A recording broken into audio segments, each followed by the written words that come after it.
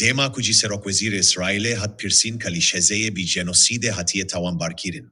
Vigot, veki ku balyoze devletin yekbuyi in Amerika'ya Mike Haka vigot, heke em jenoside dikin, beguman me kareki pir şirap kiriye. Jiber ku hundizanin ku me dikaribu bi bingehin tevahiya nifusa şezeye jihole rakin.